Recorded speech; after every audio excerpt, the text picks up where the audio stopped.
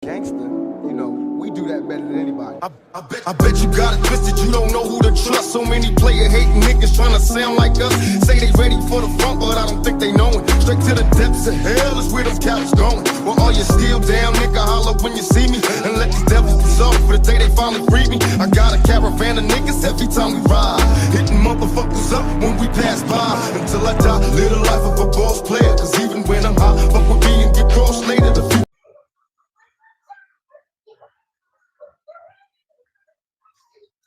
Yung kay ano, oh, yung bank account ni Sara Duterte.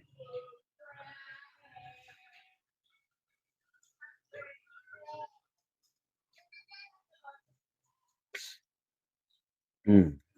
02028.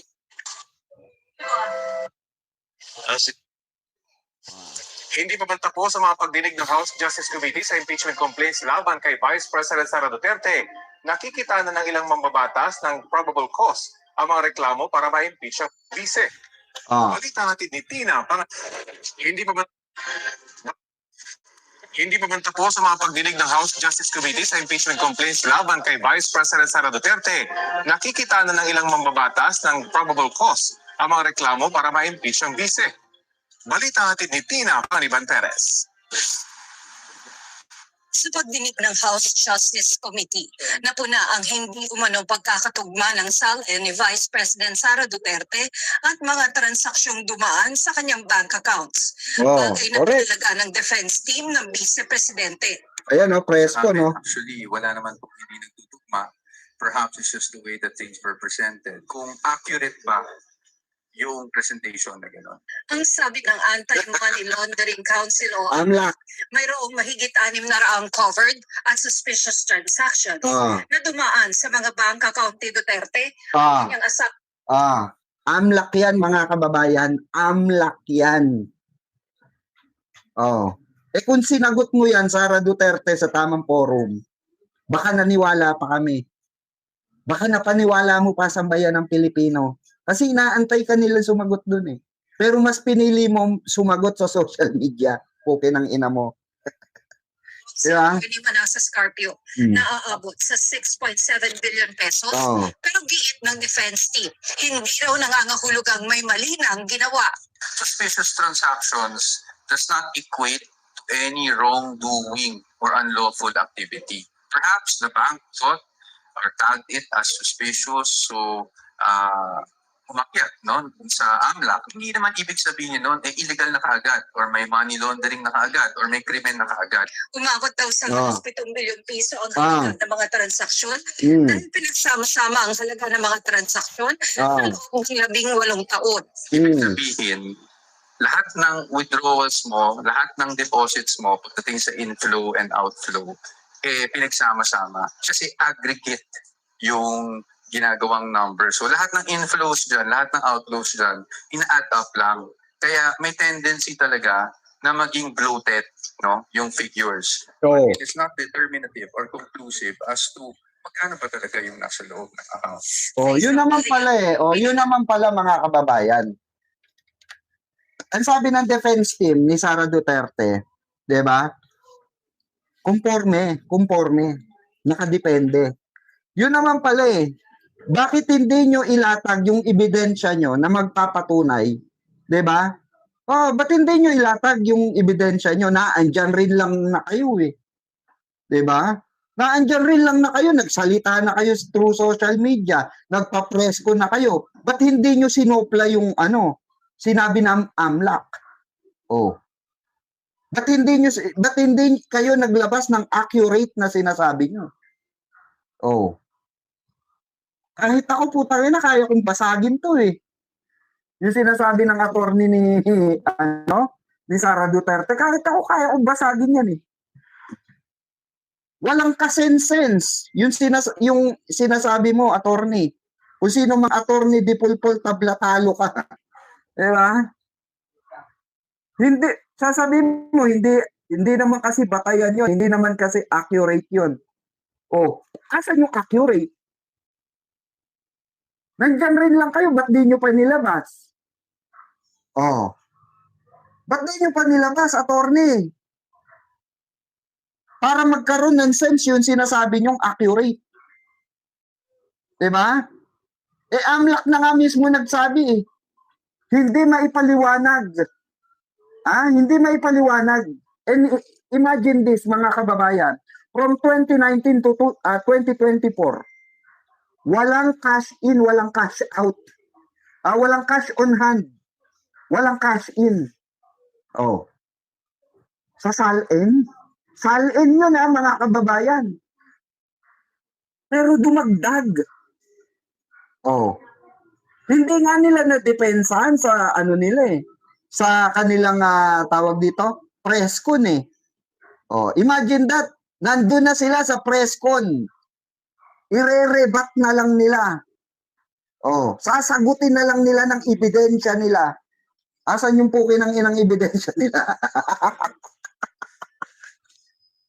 Singaw. Kaya nga sabi ko nga sa inyo, simple vlogger lang. Puta, kahit kay Boss Takero to, puta singaw ang baho nito. Di ba? Hindi naman kami matalinong sobra. May alam lang kami. Iba kasi yung matalino sa may alam lang. May alam lang kami. Alam lang namin kung paano nyo paikutin ang taong bayan. Kaya namin kayo nasusukol. Vlogger lang kami, imagine, vlogger lang kami. About politics lang ang topic namin. Pero bakit kami nakakasabay sa inyong mga attorney ni Sara Duterte? Kasi nga, yung mga sinasabi nyo, questionable pa rin, question mark pa rin. Hindi naman depensa yung sinasabi nyo Hindi naman accurate yung sinasabi nyo. Kasi kung pag sinabi mong accurate yan, meron kang mailalatag na totoong accurate. Hindi nila maipakita yung laman ng kasi alam nyo kung bakit hindi nila mailabas yung tinatawag na accurate, yung sinasabi nilang accurate, kasi kailangan nilang ilabas yung bank record talaga ni Sara Duterte para matawag na accurate. Takot nga, may tinatago nga sa bank account Paano nila malalabas yung totoo or yung talagang pinakang accurate yan na sinasabi ng attorney Di Pulpol na ito? Diba? Nangungupal lang. Halata naman natin mga kababayan, nangungupal lang. Diba? Yun yung sinasabi natin dito mga kababayan, na hindi dapat puro ngal-ngal sa social media. Public servant ka po. Hindi ka vlogger. Naiintindihan ng taong bayan na Sara Duterte, kung kagaya ka namin, vlogger ka, pero hindi ka vlogger. May accountability ka sa sambayan ng Pilipinas. Ano ka? Public servant ka po. Hindi nyo ba alam yung public servant, mga DDS? Ito po yung public servant. Pakita ko sa inyo. Ito yung public servant.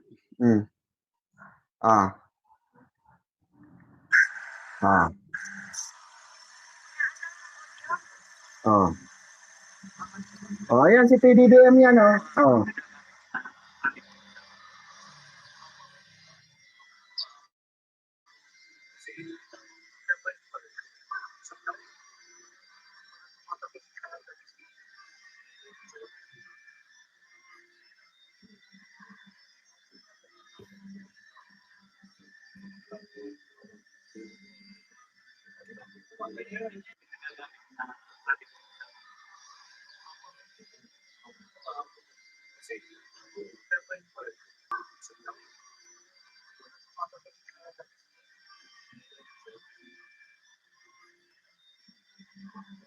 Yan ang public service.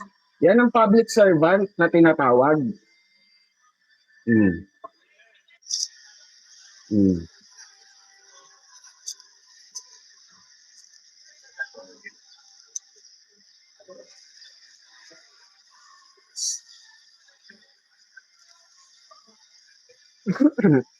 Yan ang talagang public service, mga kababayan.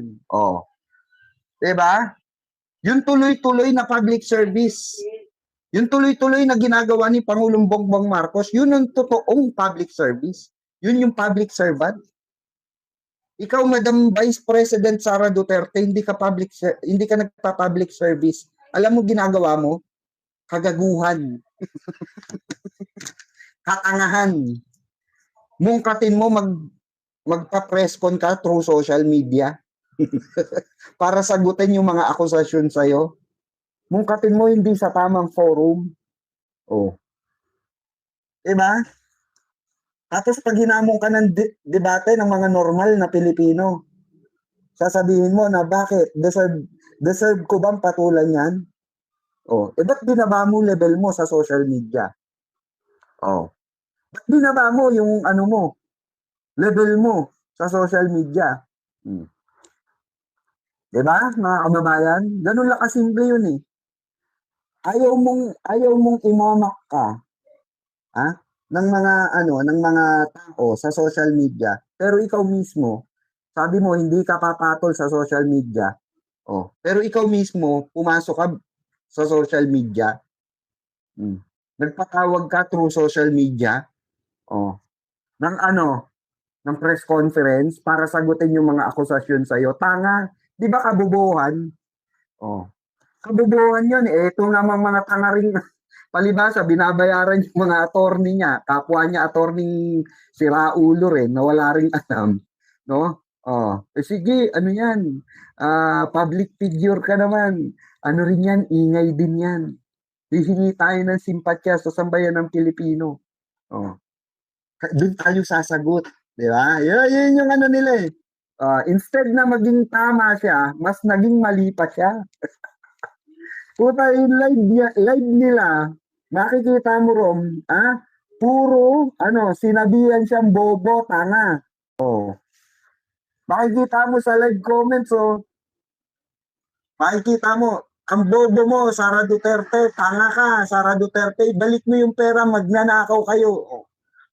Instead na hindi siya makatanggap ng mga ganong criticism, ng mga ganong salita, nakatanggap siya lalo. Dahil bakit? Maling platform po yung pinasok nila. Hindi kagaya ni Pangulong Bongbong Marcos. Diba? Hindi kagaya ni Pangulong Bongbong Marcos. Oh. Pupunta sa isang lugar hindi naka-live. Kasi kung pinasok ni Pangulong Bongbong Marcos ang social media, naka-live yan, automatic yan. Kung saan siya pumunta, naka-live yan. Oh. Magiging live streamer na si Pangulong Bongbong Marcos. Hindi. Diba? Hindi. Pag nakita natin sa balita, ayan, saka lang natin ikakalat. Saka lang natin susuportahan, ay, pumunta pala sa ganito si Pangulong Bongbong Marcos. Oh, yan ang tunay na public service. Diba? Hindi, si Sara Duterte ang ginagawa. Partida, mga kababayan. May pondo yan.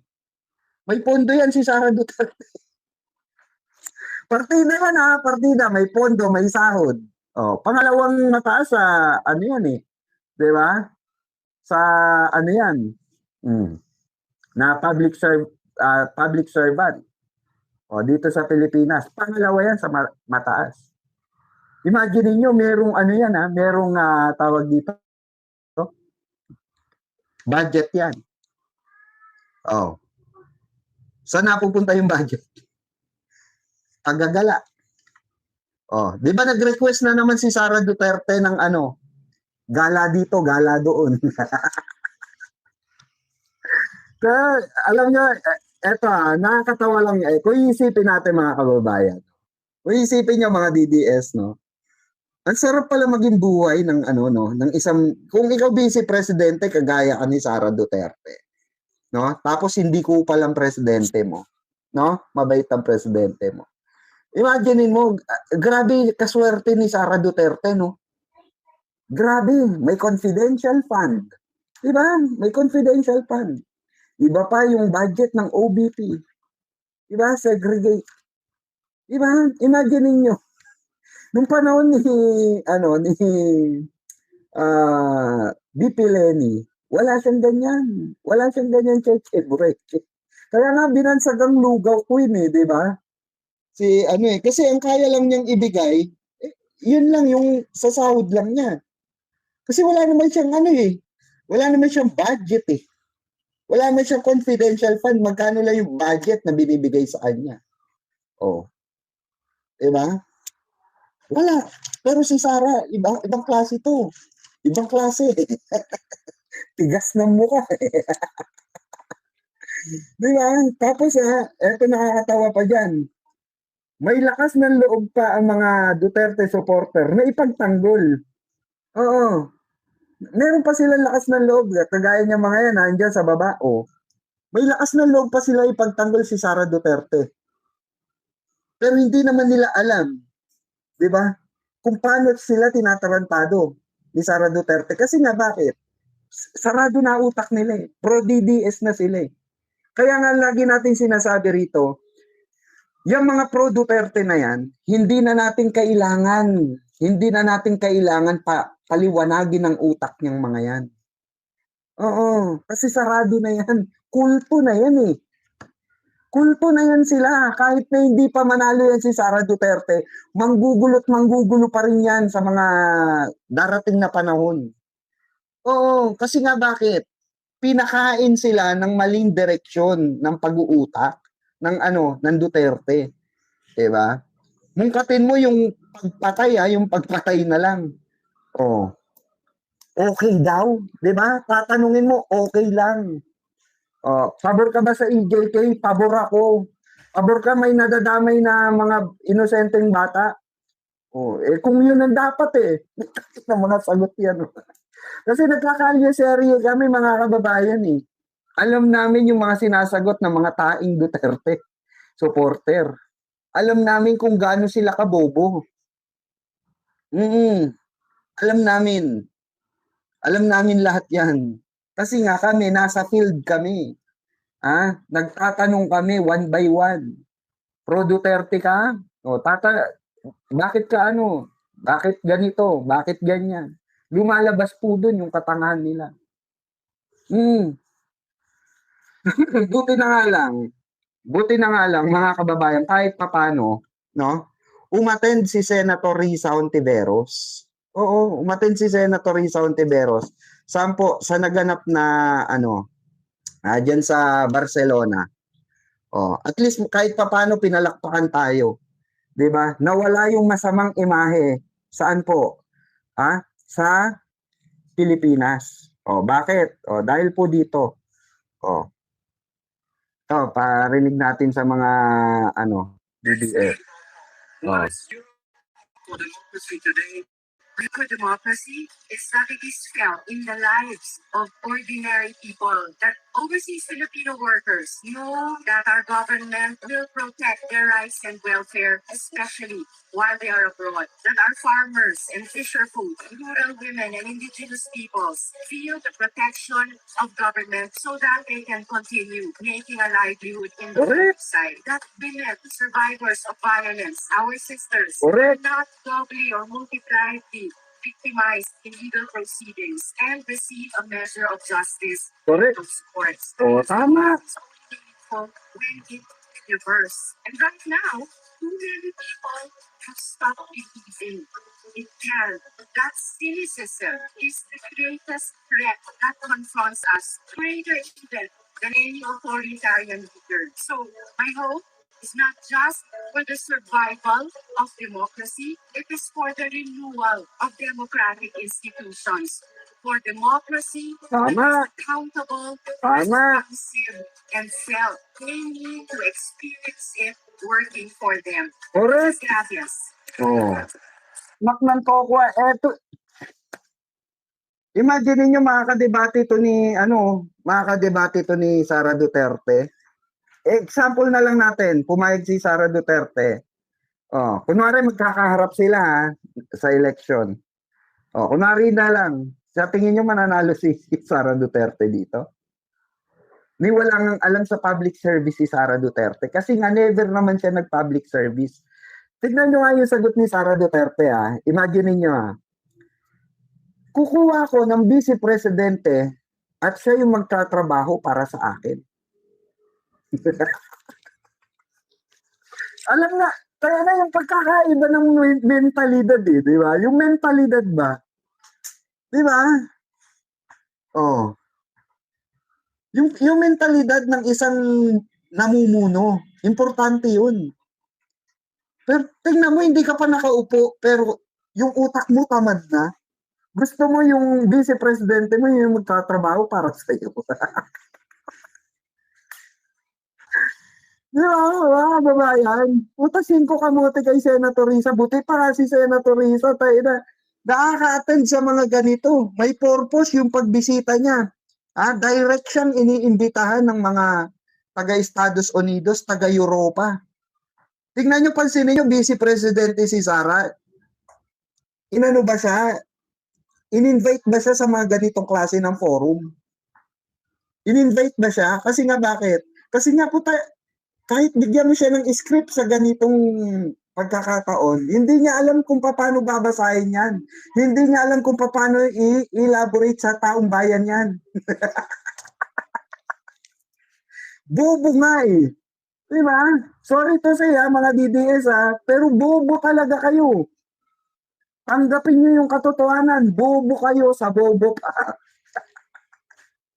Kasi bakit? Minana niyo eh. Minana nyo saan? Sa mga Herodes na mga amo nyo. Sa mga iniidolo nyo. Oh. Tignan nyo. Puro tapang si Digong. O ayun, nandun sa dahil doon na mamamatay. Tignan si Sara Duterte, puro tapang. Oh. Puro putang ina yun lahat. Oh. Di ba? Puro ganun. O, asan ngayon? Di ba? Oh, nasa social media doon nagpapaliwanag. Nak ng putang buhay ito. Sandala, oo. Anak nasa tipaklong. Tapos, kayong mga DDS na naandyan, may gana pa kayong makipagdebate sa amin. May gana pa kayo makipagdiskusyonan sa amin. Kung simpleng argumento, hindi nyo maintindihan. Oh, tatanungin ko kayo. Tatanungin ko kayo, isang tanong, isang sagot lang. Isang tanong, isang sagot lang. Kaano-ano ni Digong, si Michael Yang, na may kapatid na drug lord na nahuli, na nakakulong ngayon dito sa Pilipinas, na nahuli sa Davao. Kaano-ano niya si Michael Yang, ni Digong? Hindi, sagutin nyo. Kaya na, matalino kayo, di ba? Kaano-ano? Ano ni Digong? Si Michael Yang, na may kapatid na nahuli sa Davao City na may pabrika ng mga droga at nakakulong ngayon dito sa Pilipinas. Kaano-ano? Di ba? Kaano-ano? O, tingnan nyo. Kanina, ngalngal kayo ng ngalngal dyan. Ngayon, tinatanong ko kayo, straight to the point. O, wala kayong masabi. Yan yung mahirap sa inyo. Yan yung mahirap sa inyo. Di ba? O, buti pa si Alfupso, alam mo eh. Economic advisor. Imagine mo, drug lord. Buti nga nakawala yan eh, si Michael Yang eh. Nakabalik ng China, kung hindi, pati ang kulong yan eh. Nataon lang naiwan yung kapatid. Kaya nasabat ng NBI. Tignan nyo mga DDS, hindi nyo masagot. Kasi alam nyo sa sarili nyo. Alam nyo sa sarili nyo eh, na merong BFF kanang kamay, economic advisor, si Digongyo na drug lord. Hindi nyo matanggap sa sarili nyo, kaya nga hindi nyo masagot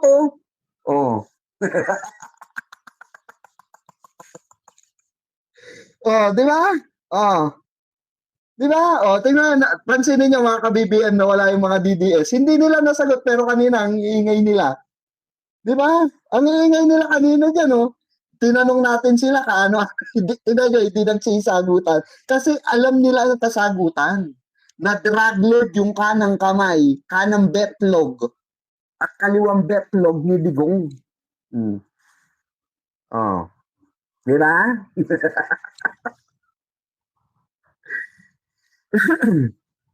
Diba? Nung nagkakahulihan na, biglang umiska po si Michael Yang eh. Diba? Biglang nag-over the bakod eh. Oh. Biglang daan dun sa, backdoor eh. Diba? Biglang nag-backdoor yung gago. Oh. Oh, pero naiwan yung kapatid niya. Oh. Di yung kapatid niya ngayon na nagdurusa ngayon dito.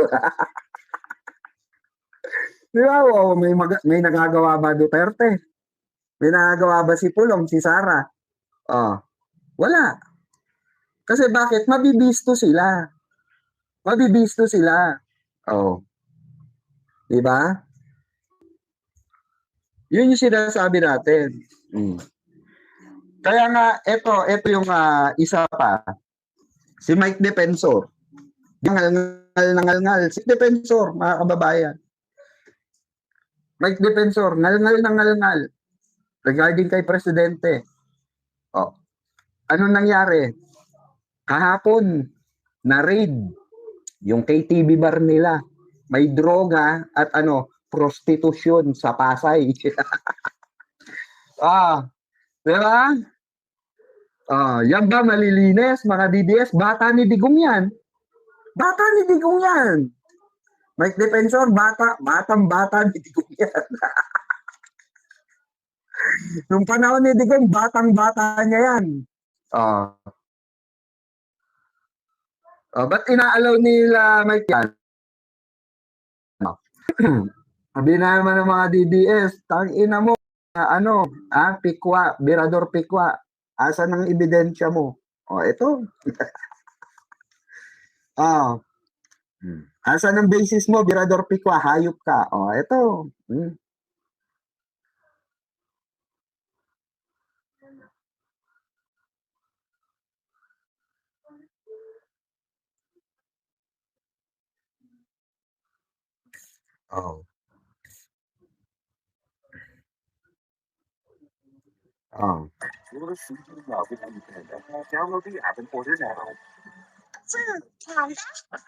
Sinampahan ng National Bureau of Investigation ang paglabag sa Anti-Trafficking in Person Act at Comprehensive Dangerous Drugs Act ang 26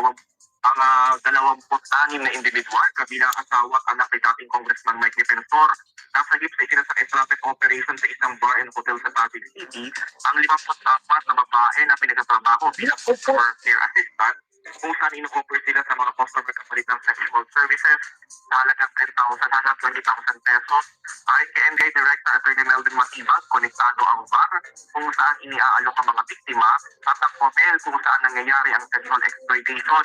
Dagdag pa ni Attorney Matibag na base sa mga dokumento, makikita na pag-aari at pinatatakbo umano ng asawa at anak na Defensor ang sinalakay na establishmento. Samantala sa isang bayan, maring tinanggi ni Julie Defensor, asawa ni dating Congressman Mike Defensor, ang koneksyon niya at ang anak sa nirid ng FBI at sinabing mga malisyosong palatang lamang ito sa kanila. Aniya, isa itong political harassment laban sa kanilang pamilya. At kung may alitan umano sina Director Matibag at Congressman Defensor, ay huwag nang idamay ang kanyang pamilya. Paano naman yung Attorney Matibag? Walang political harassment sa ginawang pagsagip sa mga biktima. At yan, ang balitang pinirmado. Sigurado, ito ang Radio Patrol. DMS. Di ba? Yan ba malilinis? Ay, hindi po namin sinisiraan si Sara Duterte. Nagbabalita kami ng tama rito. Kung sa tingin nyo sinisiraan namin si Sara Duterte, magdemanda ka, gago. Kung paninira itong ginagawa namin, magdemanda ka, tanga. Ikaw na nagsasalita dyan, walang magagawa yung sinasabi mo dyan laban sa amin. Kung sinisiraan namin si Sara Duterte, sabihin mo, pukin ang ina niya, magdemanda siya. Ganun kasimple yun. Demanda niya kami lahat. Wala kaming sinisira dito. Pagka may nilabas lang kami resibo, di ba sinasabi nyo sinisiraan. Fact check yan eh. Kasi kayo, di ba nanonood kayo doon sa mga kapwa nyo fake news. Mas gusto nyo pabor sa inyo. Pag hindi na pabor, imagine niyo may mga pabor sa inyo. Oh, may mga pabor sa inyo na binabalita namin, tinatapik namin, tinatakel namin dito sa sa mga live namin. Oh. Pero bakit pagka hindi na pabor sa inyo, galit na galit kayo? 'Di ba? Ba't galit na galit kayo? Kasi nga sarado na utak nyo. Sarado na utak nyo. Ganun lang kasimple yun. 'Di ba? 'Di ba? Wala kaming paninirari. Kung naninira kami, sabihin nyo sa amo nyo magdemanda, tanga. Ganun kasimple yun. 'Di ba? Oh. Dati sabi nyo, kung merong kasalanan si Sara Duterte, mag-file kayo ng case. Mag-file kayo ng impeachment. Walang due process. Dapat may due process. Lahat na, inispoiled na si Sara Duterte nyo. Saan sumagot? Social media. Tapos dehado pa kayo niyan. Dehado pa talaga kayo. Tapos sasabihin nyo, sinisiraan si Sara Duterte. Oh. Hintayin mo ang Romualdez exposure. Antayin natin po. Antay nga namin si Romualdez eh. Antayin natin. Yan ang gusto namin, magkakalaman. Oh. Baka magulantang kayo sa huli. Baka magulantang kayo sa huli. Kung sino talaga nasa likod. Kung sino nagturo. Kalasaldi ko. Ng mga kurakot na ganyan. Ng mga nasa meeting. Oh. Di ba sabi ni Aimee, may GC sila? Baka hindi nyo alam kung sino nasa GC nila. Na kay Pebbles lahat yun. Dahil kahama si Pebbles, sa GC nila. Baka magulantang kayo. Hindi nyo alam ang totoong istorya kung sino nasa nila saldi ko. Makakasaldi ko nyo at sinasabi nyo tambaluslos dyan. Baka kayo magkaluslos pag naglatagan ng ebidensya. Huwag kayong iiyak pag naglatagan ng ebidensya. Yan ang inaantay namin. Ebidensya. Oh.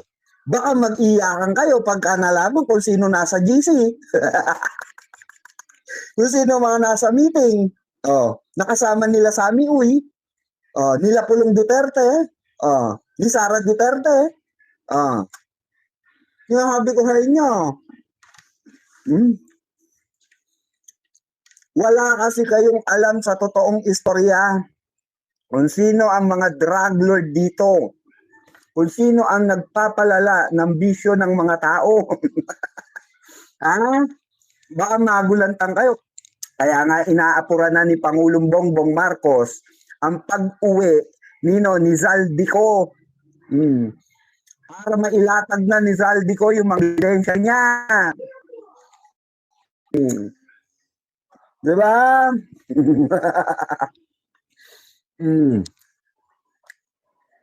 Baka mapahiya lang ka. Baka mamaya, sabi nyo, scripted yan. Diba? Yung sa camera nga, sinasabi scripted eh. Kamantalang yung si Trillanes naglabas ng ebidensya, naglatag ng ebidensya, scripted. Si Madriaga naglabas ng ebidensya, scripted. Yung 18 ex-marines nyo, naglabas ba ng ebidensya? Putang ina, puro pera lang. Puro pera lang. Ano yun? Sinasampa lang sa sa jet ni Sammy Uy. Sinasampa lang sa jet ni Sammy Uy. Ano yun? Diba? Sino ba mga kaano ni Sammy Uy? Sino ba mga kamiting ni Sammy Uy? Baka magulat ka, Nako, sino mga naka-follow dito kay Mami Pebbles? Follow niya si Mami Pebbles. Madaming ebidensyang ilalabas yun. Sa social media. Abangan nyo, tandaan nyo ha. Isa si Mami Pebble sa kasama sa GC nila. sa mga gagawin nila sanang propaganda laban sa administrasyong Marcos. Destabilization, mga plano, lahat yan. Oh. Di ba? Di ba mga kababayan? Di ba mga solid ka BBM? O siya at nakaisang oras na tayo mahigit. Magsama-sama na lang po tayo bukas muli at gusto kong pasalamatan muli no si Ma'am nalagay na pakulitan. Okay. Etong si Ma'am nawala na. Basta po palipad nyo. Thank you so much po sa $50. Ayan. Hooray! Thank you so much mga kababayan, mga kabirado. At magsama-sama po muli tayo bukas at sa mga susunod na araw. At marami pa po tayong pag-uusapan ng mga importante. At sa mga DDS dyan na hindi mga makamove on at supalpal naman, gigil na naman sa atin. No, maraming salamat sa inyong oras at walang sawang suportang panonood na I'm sure papanig din kayo sa katotohanan kasi napapadalas na punta nyo kay Virador Picua. So ibig sabihin, naiinganyo kayo rito, 'di ba? Nacha-challenge kayo sa akin. Yeah, ganun lang kasimple 'yon. Maraming salamat and God bless mga kabirador. Thank you so much and mabuhay po ang sambayan ng Pilipino. Mabuhay ang bansa, mabuhay ang ating mahal na Pangulong si PBBM. God bless everyone and thank you. Gangster, you know, we do that better than anybody. I bet you got it twisted, you don't know who to trust. So many player hating niggas trying to sound like us. Say they ready for the front, but I don't think they know it. Straight to the depths of hell is where them cowards going. Well, all you still down, nigga, holler when you see me. And let these devils be soft for the day they finally free me. I got a caravan of niggas every time we ride. Hitting motherfuckers up when we pass by. Until I die, live the life of a boss player. Cause